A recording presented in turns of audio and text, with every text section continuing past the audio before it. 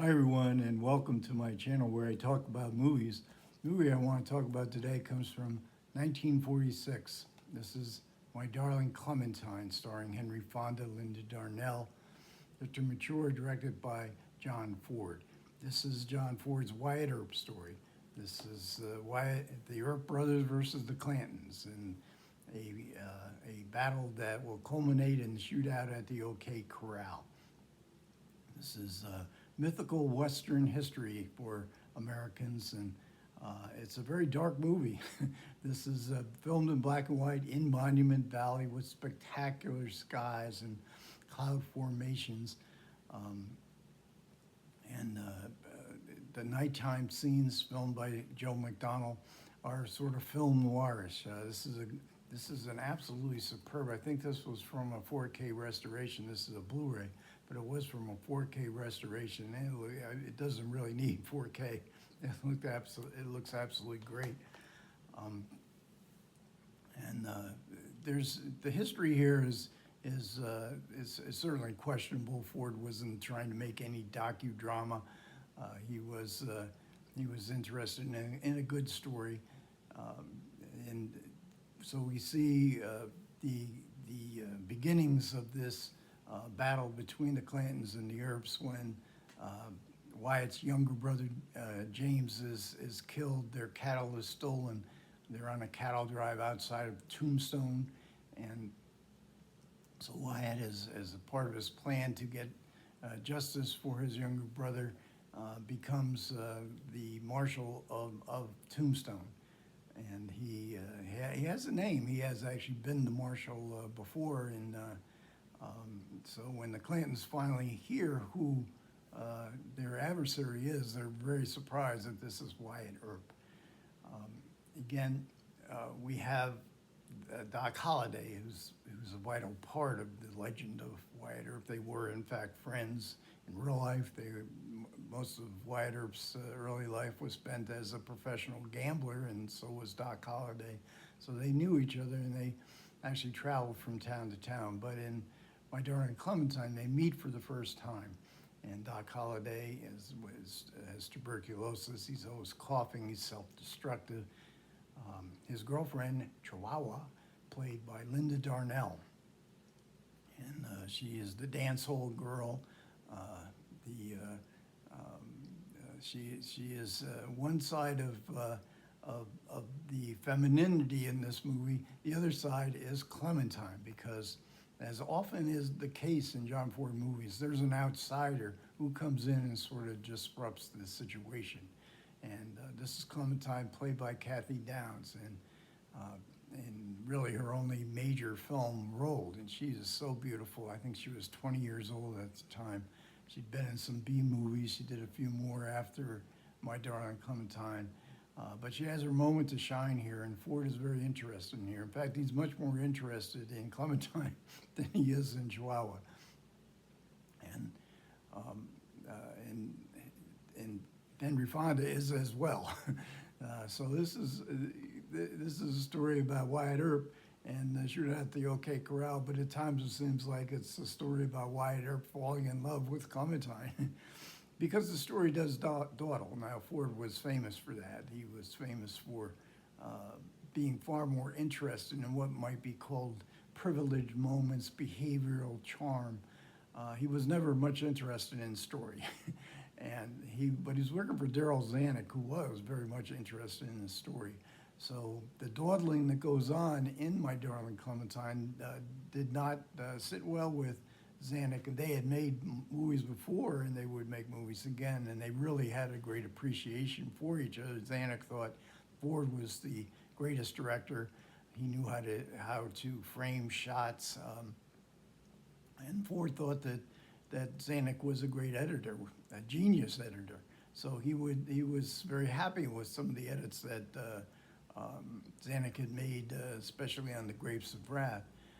So there's two versions here on this Criterion set. We get Ford's sort of intermediate cut. Zanuck had taken about a half an hour out of Ford's original cut, but there was an intermediate cut that was found, and you get that on this. I didn't watch it because there's a very elaborate supplement where it explains the differences between the two versions.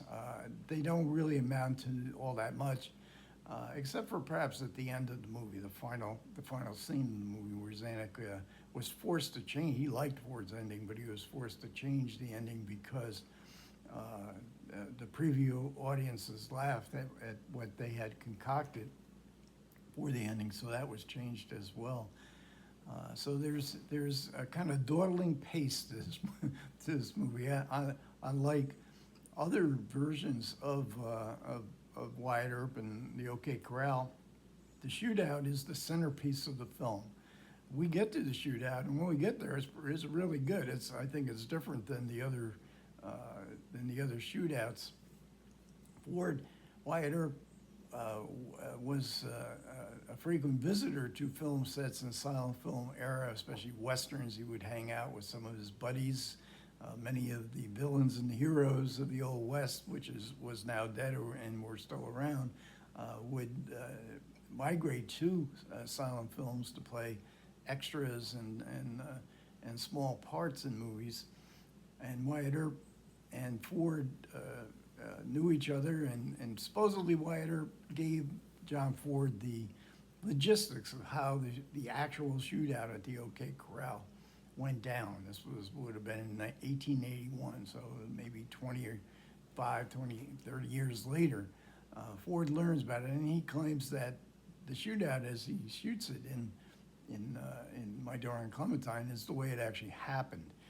But it's not really a shootout. It's more like a battle from in wartime, where Henry Fonda comes up with a plan, very clever plan, and it's basically a shootout.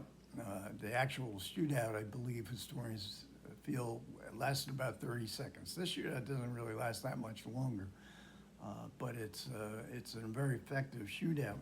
So as we get to dawdling, we sort of go away from the tension. There's no like high noon where it's just build up and build out to the final shootout.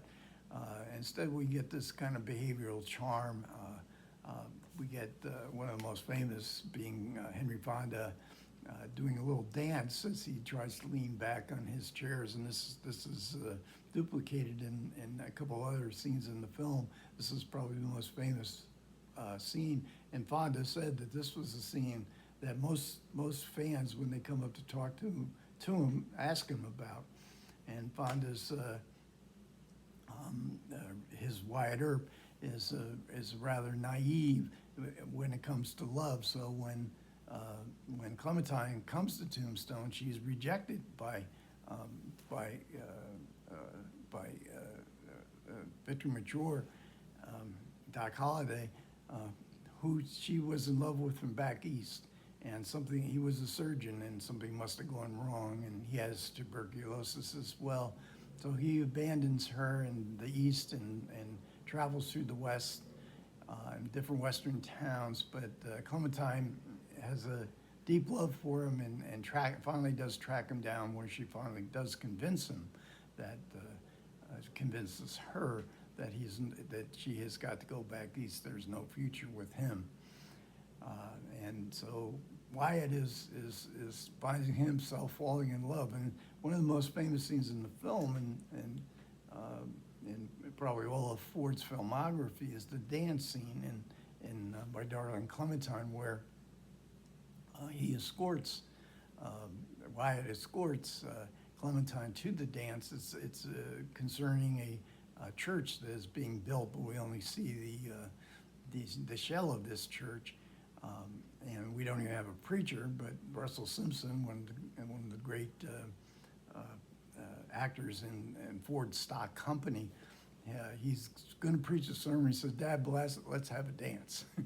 And we get, we're in Monument Valley, the wind is blowing, the American flag's in the foreground, and Fonda naively, or very shyly, he wants to ask her to dance. He doesn't know how to do it. Clementine senses this, and it's just one of those great behavioral moments that Fonda was so great at and Ford really loved. And then when they dance, of course, it's a kind of, Fonda dances really well. He looks awkward and he looks graceful both at the same time. And Ford and Fonda, we often associate Ford with John Wayne, but before Wayne there was Fonda. And 7 films, including such famous films as where Fonda played Abraham Lincoln. He plays Tom Joad. Here he's playing another character from our supposedly heroic past. He is soft-spoken.